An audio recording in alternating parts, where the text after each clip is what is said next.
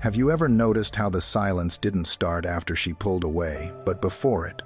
Quietly, almost invisibly. You've probably been replaying every moment in your head, questioning what you said, what you missed, or why the shift seemed to come out of nowhere.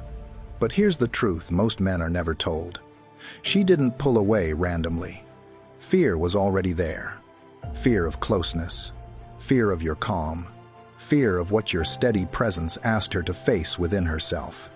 This isn't about blame or regret. It's about understanding the unseen emotional tension that builds long before distance appears. And when you stop chasing reassurance and start observing clearly, you step into a deeper kind of power, one rooted in composure, self-respect, and control. Let's break this down together. If this speaks to where you are right now, make sure to like the video, subscribe to the channel, and let's continue this journey. Number 1. Fear doesn't start loud. When she pulled away, it felt sudden, like something snapped without warning. One day, the connection felt warm and familiar, and the next, distant and unsure. But fear almost never announces itself with a dramatic exit. It works quietly, patiently, beneath the surface. Long before she stepped back, fear was already shaping how she responded, how close she allowed things to get, and how safe intimacy felt to her. Fear shows up in subtle ways. It hides inside hesitation, in jokes that deflect seriousness, in moments where she changes the subject just as things deepen. Sometimes it appears as irritation over small things, or a sudden need for space right when emotional closeness increases. These aren't random mood swings. They're early warning signs of an inner conflict, one part of her wanting connection, the other wanting protection. If you replay the timeline honestly, you'll likely notice it. The way she grew quieter after meaningful moments. The way vulnerability made her uneasy instead of calm. The way things felt good, yet slightly unstable at the same time. That instability wasn't caused by you pushing too hard. It came from fear being activated by the very thing that should feel safe: closeness. The Stoics paid close attention to this process. They believed emotions don't overpower us all at once. They gain influence when we fail to notice them early. Marcus Aurelius reminded himself that inner disturbances begin as small impressions, thoughts we accept without questioning, until they quietly guide our actions. By the time behavior changes, the emotion has already won several private battles. She didn't make a sudden decision. She followed a fear she had been rehearsing internally for a long time. What's important here is this: her fear wasn't created by one conversation, one mistake, or one missed moment. It was triggered by what connection required of her. Real intimacy asks for emotional exposure, consistency, and the willingness to risk being hurt. For someone who hasn't made peace with that vulnerability, fear feels like self-preservation. Pulling away feels safer than staying present. That's why she didn't explain it clearly. Fear doesn't like to be named. It prefers silence, ambiguity, and distance. Instead of saying, "I'm afraid," she obeyed the feeling without examining it. Quietly, instinctively, and when fear leads, clarity disappears. Understanding this changes how you carry the situation. You stop blaming yourself for not saying the perfect thing. You stop imagining that one more message or one more explanation would have fixed it. The real struggle wasn't happening between you and her, it was happening inside her. Stoicism teaches you to recognize that distinction. You focus on what's within your control, your composure, your self-respect, your ability to remain steady even when someone else retreats. Her fear shaped her actions, but it doesn't have to shake your foundation. When you see the truth clearly, you don't chase what pulled away in silence. You stand grounded, aware that not all distance is rejection. Sometimes it's unexamined fear, choosing the easiest escape. Number 2. The mask was slipping. Maybe what scared her wasn't you, but what she felt starting to unravel inside herself. At the beginning, everything felt easy. She could show up effortlessly, stay light, avoid depth, and move at a pace that didn't ask too much of her. But over time, your presence changed the atmosphere. Not because you pushed, not because you demanded answers, but because you were steady. And steadiness has a way of quietly raising the bar without ever saying a word. You might have noticed it in small moments. The way she shifted the subject when conversations turned honest. How she grew distant after moments of emotional closeness. How she seemed most comfortable when things stayed undefined. That's not coincidence. That's someone sensing that the version of themselves they've been presenting can't hold up much longer. The mask starts to slip when consistency enters the room. This is where understanding fear matters. Fear doesn't always look like panic. Sometimes it looks like hesitation. Like pulling back just when things feel real. Like telling herself she needs space when what she really needs is clarity she hasn't built yet. When she realized that being around you required more honesty, more emotional maturity, more alignment than she was prepared to give, her nervous system chose retreat over growth. The Stoics spoke directly to this inner conflict. Epictetus taught that most suffering comes from living out of alignment with who we truly are. And when someone enters your life who is aligned, who knows their values, their direction, their emotional footing, it creates contrast. Your calm didn't criticize her. It didn't corner her. It simply reflected something back to her that she hadn't resolved yet. And that reflection can feel threatening. Not because you're wrong, but because staying would mean confronting parts of herself she's been avoiding. It would mean choosing growth instead of familiarity, responsibility instead of comfort.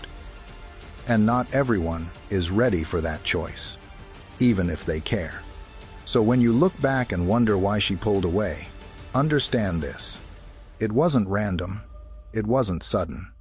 Fear was already there, waiting for a moment, when pretending stopped working.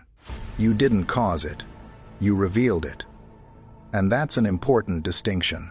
If you're watching this and questioning whether you should have been less serious, less grounded, less yourself, don't. The Stoics never advised shrinking to keep others comfortable. They taught self-respect, clarity, and inner order. And sometimes, living that way doesn't push people away. It simply shows them where they're not ready to stand yet. Before we continue, take a moment to sit with what you just heard. If any part of this reflected your experience, let that recognition land instead of rushing past it. This is where clarity begins. If this resonates, support the channel by liking the video and leave a comment sharing what stood out to you, or simply type "clarity over comfort" in the comments. Let's move forward with that awareness. Number 3. Your stability exposed her chaos. You didn't try to fix her. You didn't rush to rescue the moment or soften every uncomfortable pause. You stayed grounded, steady, and emotionally consistent. And that kind of presence is rare. Rare enough that it can quietly shake someone who's still living in emotional turbulence. What unsettled her wasn't something you said or did, it was how little you needed to react. Your calm wasn't passive. It was structured. And structure, to someone used to disorder, can feel threatening. Here's what that looks like in real life. When tension showed up, you didn't spiral. When uncertainty appeared, you didn't chase clarity at any cost. When she pulled back emotionally, you didn't panic or try to negotiate her feelings. You remained the same person. That consistency creates safety for someone who's ready, but pressure for someone who isn't. Because suddenly, the chaos they've learned to manage doesn't work anymore. There's nothing to push against, nothing to provoke, nothing to control. The Stoics understood this deeply. They believed that inner order is more powerful than emotional persuasion. A man who governs himself doesn't need to govern others. And when you live that way, you stop participating in emotional games without ever announcing it. You don't withdraw to punish. You don't engage to soothe insecurity. You simply act from principle. That's not coldness. That's clarity. But to someone who hasn't built that clarity inside themselves, it can feel like standing next to a calm ocean while their own mind is a storm. So when she began to pull away, it wasn't random. The fear was already there, sitting quietly beneath the surface. Fear of being seen too clearly. Fear of being expected to rise to a level of honesty, stability, or self-awareness she wasn't prepared for. Your presence didn't create that fear. It exposed it. Your discipline highlighted the gap between who she was and who she sensed she'd have to become around you. And that's the part most people miss. You didn't destabilize her world. You didn't overwhelm her with demands. You simply stayed rooted in yourself. And sometimes, that's enough to make someone step back. Not because you lacked warmth, but because you carried a kind of calm that requires growth to stay near. Number 4. Closeness triggered survival mode. When someone has unhealed emotional wounds, real closeness can feel unsafe. Not because you did anything, but because the heart remembers where it bled. And that memory doesn't live in logic, it lives in the body. You may have felt it the moment things started to deepen. The conversations felt more honest. The connection felt more real. And right there, when intimacy stopped being abstract and started becoming personal, something in her shifted. Not loudly, quietly. That's how fear usually moves. What looked like sudden distance was often her nervous system trying to regain control. When closeness increases, so does vulnerability. And for someone who has been hurt before, vulnerability doesn't register as warmth, it registers as risk. So instead of leaning in, she pulled back just enough to feel safe again. Less texting, more hesitation, a subtle emotional wall. Not because you crossed a line, but because being close meant she could lose something that mattered. There's a moment many people don't talk about, the moment when consistency feels heavier than chaos. You showed up the same way. You didn't create emotional highs and lows. You didn't disappear to provoke longing. You were steady. And that steadiness can be unsettling to someone whose past taught them that connection always ends in pain.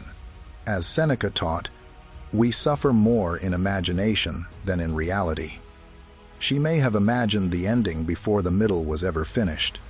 The fear of losing you, needing you, or being fully seen may have felt so intense that creating distance seemed like the only way to breathe. From a Stoic perspective, this isn't about chasing or fixing. It's about understanding what was always there beneath the surface. Fear didn't arrive because of something you did wrong. It surfaced because the connection became real enough to expose it. You didn't trigger her wounds, you revealed them. And when someone isn't ready to face what closeness awakens, survival mode takes over. Distance feels safer than growth. Control feels safer than trust. So if you're sitting there wondering why things changed when they were finally going well, understand this. She didn't pull away randomly. Fear was already there, waiting for intimacy to shine a light on it. And sometimes, the very thing that could heal someone is the thing they run from first. Number 5. Your depth required her to show up. Surface love is easy. It flatters. It entertains. It stays light enough that no one has to risk being truly seen.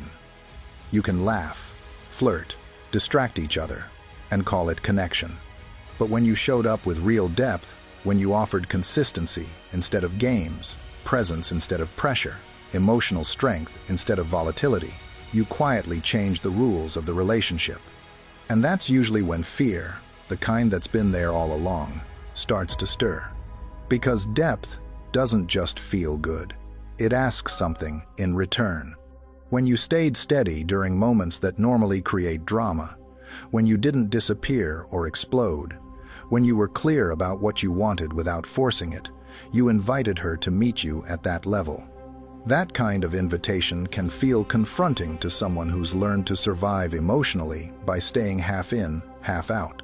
It's not that you demanded too much, it's that your presence made avoidance harder. Think about how this plays out in real life. You didn't rush intimacy, but you didn't run from it either. You were emotionally available without being needy. You showed patience without losing self-respect. Those qualities sound healthy, but to someone still living in emotional turbulence, they can feel destabilizing. Chaos feels familiar. Calm feels suspicious. And when calm starts asking for honesty, accountability, or emotional maturity, fear often chooses distance over growth. From a Stoic perspective, this makes sense. Cleanthes taught that virtue is shaped through resistance, not comfort. And your grounded energy created resistance, not conflict, but contrast. You became a mirror she couldn't easily look away from. Your steadiness highlighted her uncertainty. Your clarity exposed her confusion. That kind of friction doesn't feel romantic to someone who hasn't done the inner work yet. It feels threatening. So when she pulled away, it wasn't random. It wasn't because you lacked something. It was because your depth required her to show up in a way she didn't know how to sustain. And instead of admitting that, fear chose the quieter option: distance. If you're watching this and wondering whether you should have been lighter, less serious, less present, pause right there. Stoicism reminds us that we don't shrink our character to make others comfortable. We stay aligned with who we are and let outcomes fall where they may. Your depth wasn't a mistake. It was a signal.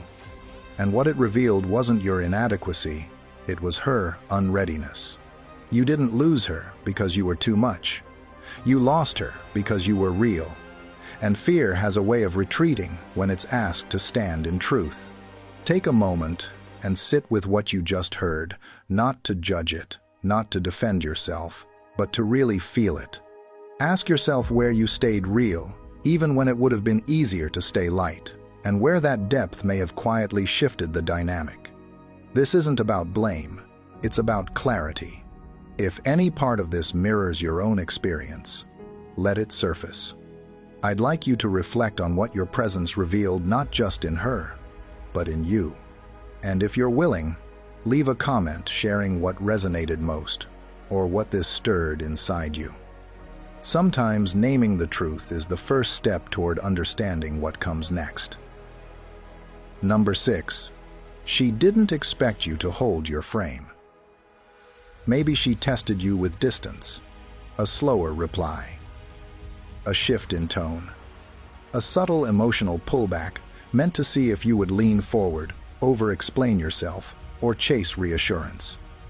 Most people do. Most people feel the tension and rush to close the gap, afraid of what silence might mean. But you didn't. You stayed centered. You didn't beg. You didn't chase. You didn't collapse into proving your value. And that calm, steady posture wasn't something she was prepared for. This is where the fear had already been sitting quietly. Not fear of you doing something wrong, but fear of what your composure revealed. When someone creates distance, expecting control, and instead meets emotional stability, it disrupts the pattern they're used to.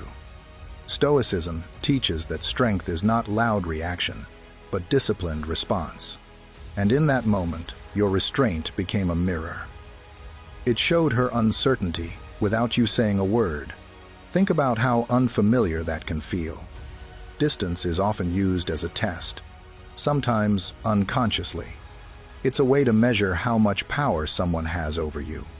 When that test fails, when there's no panic, no scrambling, no emotional bargaining, it can trigger discomfort. Your calm wasn't coldness, it wasn't indifference, it was direction.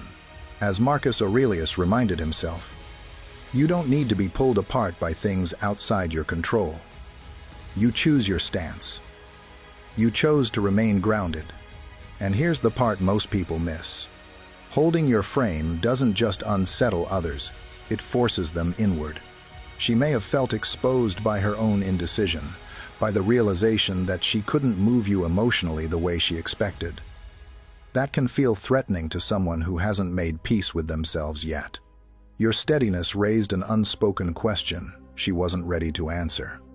If he's this calm, without chasing me, what does that say about my position? So if she pulled back further after that, it wasn't random, it wasn't sudden, it was fear responding to structure. You didn't punish her. You didn't withdraw to manipulate. You simply stayed aligned with who you are. And for someone used to emotional turbulence, that kind of grounded presence can feel overwhelming, not because it's wrong, but because it's real. Number 7. Fear of not being enough wins silently. She may have pulled away with no explanation, but inside, her mind was anything but quiet. While you were trying to understand the distance, she was quietly questioning herself. What if I can't meet his standard? What if I fail once he really sees me? What if I'm not as emotionally strong, stable, or consistent as he is? Those questions don't always come from arrogance or indifference. Often, they come from insecurity that doesn't know how to speak honestly. I want you to think about how this shows up in real life. You stayed steady. You didn't pressure her. You didn't play games. You showed up with clarity and presence. And instead of that making her feel safe, it made her feel exposed. Your calm reflected something back to her that she wasn't ready to face. Not because you demanded perfection, but because your standards were quiet, lived, and non-negotiable. That can be intimidating to someone who's used to relationships where expectations are low and chaos fills the gaps. Zeno, the founder of Stoicism, lost everything in a shipwreck. His wealth, his certainty, his old identity, gone in a moment. But instead of collapsing, that loss pushed him toward philosophy and inner strength. The Stoics understood something most people miss. Fear doesn't always signal danger. Sometimes it signals transformation. Sometimes it means you're standing at the edge of growth, right before you're asked to rise to a new level of responsibility and self-honesty. And here's the hard truth many people don't want to admit. Growth requires courage. It requires staying when it would be easier to leave. For someone who doubts their worth, walking away feels safer than risking being seen and possibly falling short. So she didn't pull away randomly. Fear was already there, quietly winning every internal argument, convincing her that retreat was protection. If you've ever wondered why things felt good but still fell apart, this is often why. Not because you weren't enough, but because you were enough to force a mirror she wasn't ready to look into. And from a Stoic perspective, your role was never to shrink so she could feel comfortable. Your role was to stay aligned with who you are. What she chose to do with that reflection was always out of your control. Number 8. She saw your standards as pressure. You didn't demand anything from her, and that's the part most people miss. You weren't issuing ultimatums or asking her to become someone she wasn't overnight. But your presence, disciplined, composed, emotionally grounded, created a kind of quiet tension. Not because you were harsh, but because you were clear. And clarity has weight. When someone hasn't fully confronted their own patterns, being around a person who lives with intention can feel like standing under a spotlight. Nothing is said, yet everything is revealed. Think about how this plays out in everyday moments. You didn't over-explain yourself. You didn't chase reassurance. You didn't blur your boundaries just to keep things smooth. You listened, but you didn't abandon yourself. That kind of behavior forces reflection without a single confrontation. It makes someone notice the gaps between who they are and who they know they could be. And for someone who's been avoiding that inner work, that awareness doesn't feel motivating, it feels uncomfortable. Pressure doesn't always come from expectations placed on you. Sometimes it comes from the expectations you place on yourself when you're finally faced with someone solid. This is why the fear didn't show up loudly. It didn't arrive as an argument or a dramatic exit. It surfaced as hesitation, as pulling back, as creating space where closeness once existed. The fear was already there, quietly asking, "What if I can't meet this?" And instead of answering that question honestly, distance became the escape. It's easier to step away than to sit with the realization that growth is required. Stoicism gives you a grounded way to understand this without turning inward with guilt. The Stoics believed that virtue is not something you negotiate to keep others comfortable. Epictetus spoke often about living in accordance with your nature, not bending yourself to avoid friction. Your standards weren't weapons, they weren't judgments. They were simply the result of self-respect. And self-respect has a way of challenging those who haven't fully built it yet. So if you're watching this and questioning whether you should have been more flexible, more accommodating, or less grounded, hear this clearly. Lowering your standards wouldn't have removed her fear. It would have delayed it. Fear doesn't disappear when you shrink yourself, it just changes form. She didn't pull away randomly. She pulled away because staying would have required her to rise to a level she wasn't ready to sustain. And here's the Stoic anchor in all of this. You don't abandon virtue to keep connection. You don't trade alignment for attachment. As Marcus Aurelius reminded himself, you do what is right and let the outcome follow its own course. If someone steps away when faced with calm strength and clear standards, that distance is not failure. It's information. And the most powerful thing you can do now is remain exactly where you are rooted, composed, and unwilling to apologize for the stability you worked hard to build. Number 9. Her past started echoing again. And this is something most people never talk about. When someone meets steady energy, real consistency, calm presence, emotional reliability, it doesn't just feel good. Sometimes it feels dangerous. Your consistency didn't distract her from her past. It removed the noise that used to keep it quiet. In chaos, old wounds stay buried because there's always something happening. But in calm, there's nowhere for the mind to hide. That's why she didn't pull away randomly. The fear was already there, waiting for stillness to expose it. Think about it from her side for a moment. Every time you showed up the same way, every time you didn't disappear, overreact, or create drama, her nervous system had space to breathe. And in that space, memories returned. Old disappointments. Moments where she felt abandoned, failed, or not enough. Your peace didn't cause those feelings, but it amplified them.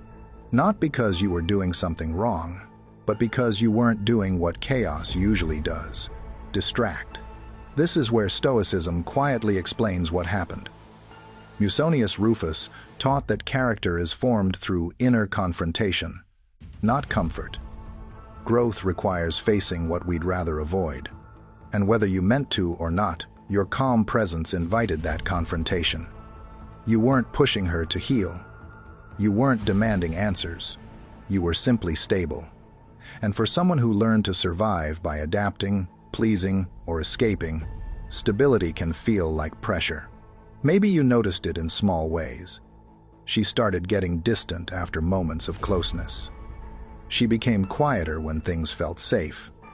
Or she pulled back right when it looked like something real was forming. That wasn't confusion. That was fear responding to reflection. Your consistency was a mirror, and in that mirror she saw parts of herself she wasn't ready to sit with yet. So, if you're watching this, wondering what you did wrong, hear this clearly. You didn't trigger her past. You didn't reopen wounds.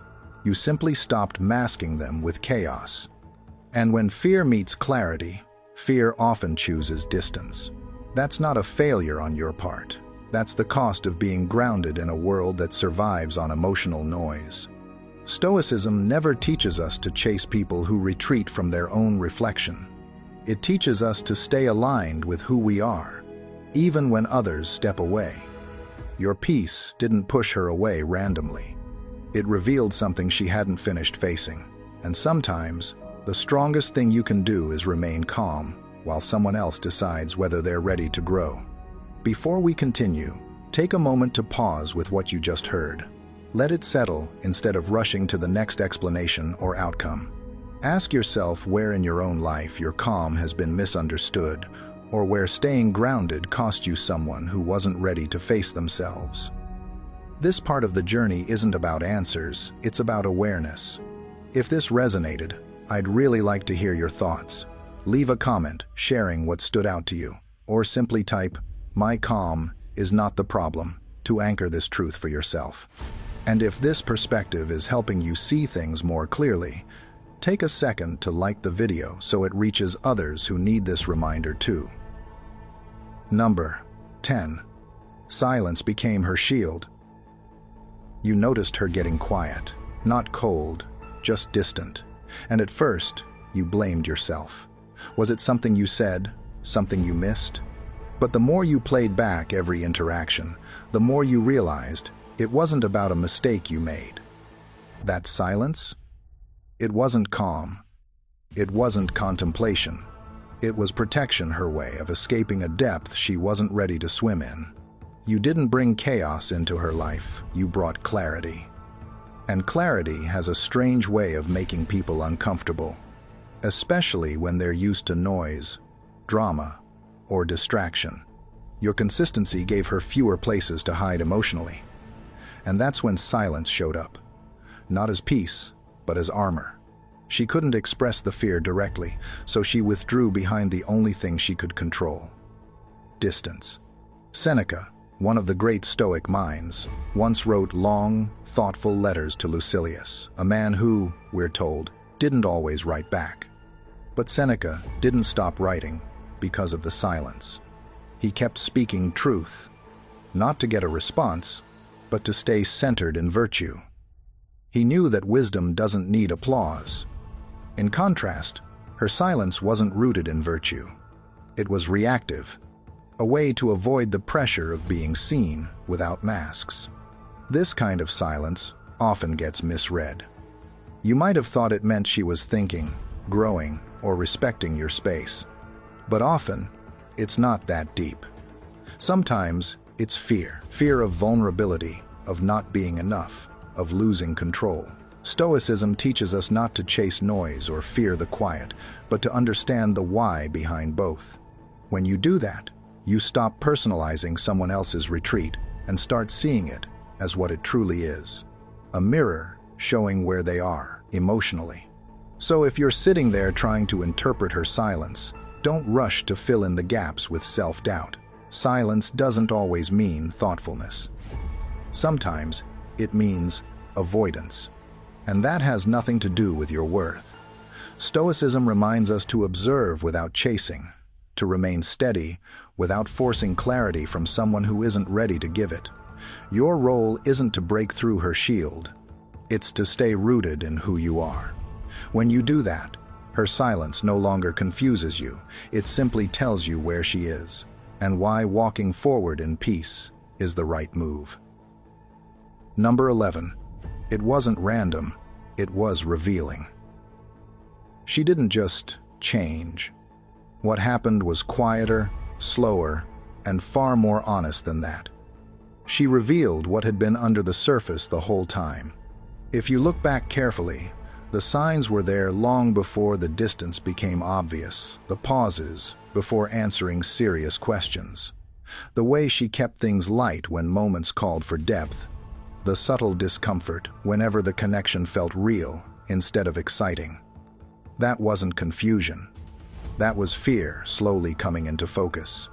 And this matters for you to understand, because when someone pulls away like that, it's easy to make it about your value. But this wasn't a rejection of who you are. It was a reflection of where she was. Think about how this plays out in real life. When you show up steady, consistent, emotionally grounded, you remove the chaos that some people unconsciously rely on. There's nothing to react against, nothing to escape into. And for someone who has learned to survive through emotional instability, that kind of calm can feel unsettling instead of safe. Your presence didn't create her fear, it revealed it. The closer things got, the harder it became for her to hide from the parts of herself she hadn't healed. The Stoics understood this dynamic well. Epictetus said that people are disturbed not by events themselves, but by the meaning they assign to them. You were the event.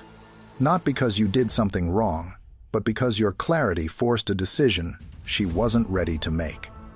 Instead of interpreting your steadiness as security, her mind framed it as pressure. Instead of seeing peace, she felt exposed. And when fear doesn't know how to speak honestly, it often chooses silence and distance. I want you to really take this in. Her fear did not mean you failed. It didn't mean you lacked something. It meant you represented a level of emotional responsibility she hadn't yet developed. You didn't rush her. You didn't demand. You didn't force anything. You simply stayed aligned with who you are. And sometimes, that alone is enough to trigger retreat in someone who isn't prepared to grow. This is where Stoicism becomes your anchor. Your peace was never meant to be negotiated. Your strength was never meant to shrink to make someone else comfortable. Marcus Aurelius reminded himself daily to stand firm in his own nature, regardless of how others reacted. That applies here. You didn't lose something meaningful, you gained clarity. You saw the truth early.